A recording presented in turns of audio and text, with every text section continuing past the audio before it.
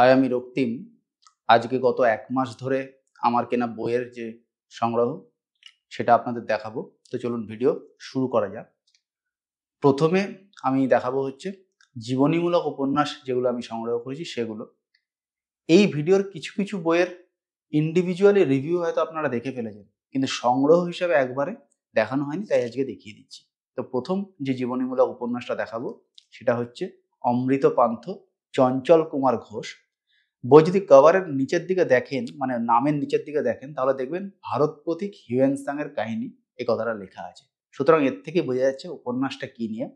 Hiuen Tsang এর ভারতবর্ষে আসা নিয়ে এবং ভারতবর্ষে এসে উনি যে জায়গায় গেছিলেন সেই জায়গায় যাওয়া নিয়ে, কেন গেছিলেন, গিয়ে কি পেলেন, এই সমস্ত কিছু নিয়ে এই উপন্যাসটা। এটা আমার পড়া হয়ে গেছে। বইটাকে একটু খুলে দেখাই। বইটা এরকম দেখতে, আর সামনে থেকে যদি দেখাই, পেজ প্রিন্ট কোয়ালিটি কিন্তু মোটামুটি ভালোই। এটা পারুল প্রকাশনীর বই। এর দাম হচ্ছে ৩০০ টাকা। নাম্বার অফ পেজেস হচ্ছে ৩১৭। নাম্বার অফ পেজেস হচ্ছে ৩১৭। বইটার এরকম জ্যাকেট আছে, কিন্তু জ্যাকেট খুললে ভিতরে সাদা, আর সেভাবে দেখাবার খুব একটা কিছু নেই। এরপরে যে জীবনীমূলক উপন্যাসটা দেখাবো সেটার ভিডিও আমার চ্যানেলে আপনারা দেখেছেন। পত্রভারতীর বই, রাজা ভট্টাচার্যের লেখা রাজা রামমোহন প্রথম পদাতিক। বইটার নাম্বার অফ পেজেস হচ্ছে, আমি বলে দিচ্ছি, ২১৬, আর দাম হচ্ছে ৩০০ টাকা। এই বইটার পেজ প্রিন্ট কোয়ালিটি যথেষ্ট ভালো এবং এই বইটার জ্যাকেট আছে, কিন্তু জ্যাকেট খুললে ভিতরে আবার একই ছবি দেখা যাচ্ছে। তো জ্যাকেট খুলে আর দেখাবার কিছু নেই। বইটাকে খুলে দেখালে বইটা এরকম, আর স্ট্যান্ডার্ড ফরম্যাটে এদিকে ব্লার্ব, এদিকে রাজা ভট্টাচার্যের পরিচিতি রয়েছে।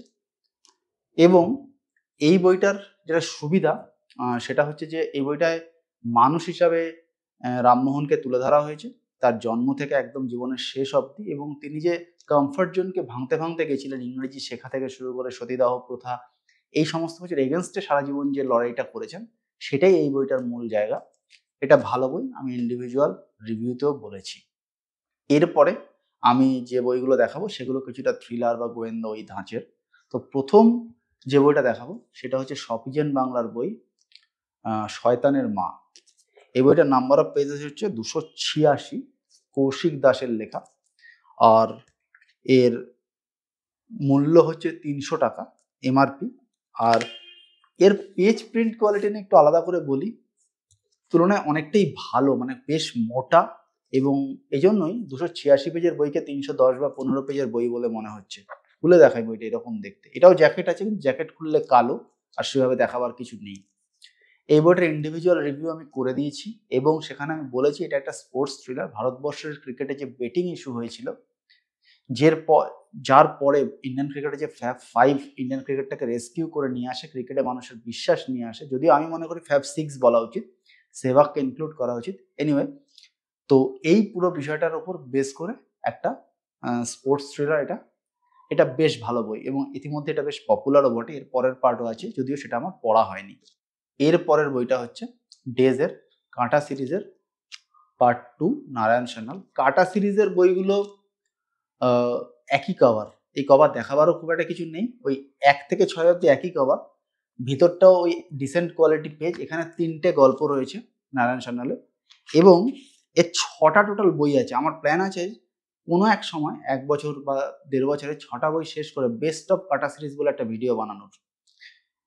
তো এখানে ৩টে গল্প রয়েছে, সারমেয় বন্দুকের কাঁটা, উলের কাঁটা, আর খুনের কাঁটা। এই ৩টে গল্প রয়েছে। এবার সময় করে এটা পড়তে হবে। এগুলোর ইন্ডিভিজুয়াল রিভিউ হয়তো আমি বানাবো না, আর ইতিমধ্যে এগুলো খুব পপুলার বই বলে বেশিরভাগেরই পড়া আছে। তো দেখা যাক কি ফরম্যাটে কাঁটা সিরিজকে আমি কভার করি। আগে পড়ে নিই নিজে, সেটা হচ্ছে একটা ব্যাপার।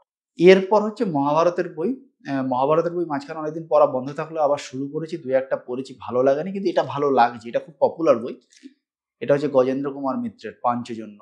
এটা হচ্ছে মিত্র ঘোষের বই। এর টোটাল নাম্বার অফ পেজেস আমি বলে দিচ্ছি। টোটাল নাম্বার অফ পেজেস হচ্ছে ৪৬০, আর দাম হচ্ছে ৬৫০ টাকা। মোটা বই, এর ২টো খণ্ড রয়েছে, পেজ প্রিন্ট কোয়ালিটি বেশ ভালো। এর কিছুটা আমি পড়েছি। এটা গোটা মহাভারতকেই প্রায় কভার করছে। দ্রৌপদীর স্বয়ম্বর থেকে শুরু হয়েছে, এখনো অব্দি আমি পড়েছি, এবং মহাভারতীয় দর্শনও রয়েছে, বেশ ভালোই লেগেছে। আরেকটা কথা, কাটা সিরিজের এই বইটার দাম আমি বোধহয় বলিনি আপনাদেরকে, দামটা আমি এবার একটু বলে দিচ্ছি। এর দাম হচ্ছে 300 টাকা। আর নাম্বার অফ পেজেসটাও আমি বলতে ভুলে গেছিলাম, নাম্বার অফ পেজেস হচ্ছে 352। আর পারুল প্রকাশনীর যে বইটার কথা আমি আপনাদের দেখিয়েছিলাম, সেই বইটা হচ্ছে এই বইটা অমৃত পান্থ। এর দাম বোধহয় আমি বলেছিলাম ভুল করে 300 টাকা, কিন্তু আমি যা দেখছি এটার দাম হচ্ছে 350 টাকা। আগে যেটা আমি বলেছিলাম ভিডিওতে সেটা একটু ভুল হয়ে গেছিল। এরপর হচ্ছে দুটো আনন্দ পাবলিশার্সের বই আমি কিনেছি। তো আনন্দ পাবলিশার্সের প্রথম যে বইটা কিনেছি সেটা হচ্ছে খুব পপুলার বই। তার প্রথম দুটো খণ্ড আমি পাইনি সেই সময়, আমি থার্ড কিনেছি, সেটা হচ্ছে ঘনাদা সমগ্র পার্ট 3, প্রেমেন্দ্র মিত্র। এর দাম 650 টাকা। আর নাম্বার অফ পেজেস হচ্ছে 422। এর মধ্যে গল্প আছে অনেকগুলো আর উপন্যাসও রয়েছে, আমি নামগুলো একটু বলে দিই আপনাদেরকে গল্প উপন্যাসের। রবিনসন ক্রুসো মেয়ে ছিলেন, আর রয়েছে হচ্ছে আগ্রা যখন টলমলো, তার আন্ডারে আবার দুটো লেখা আছে, আগ্রা যখন টলমলো, দাস হলেন ঘনাদা। এবার জানি না এই দুটো পার্ট না কি সেটা পড়ে দেখতে হবে। উপন্যাস রয়েছে সূর্য কাঁদলে সোনা। এছাড়া সংযোজনে লেখা রয়েছে ঘনাদার পূর্বপুরুষের পৃথিবীর অপর প্রান্তে যাওয়ার মানচিত্র।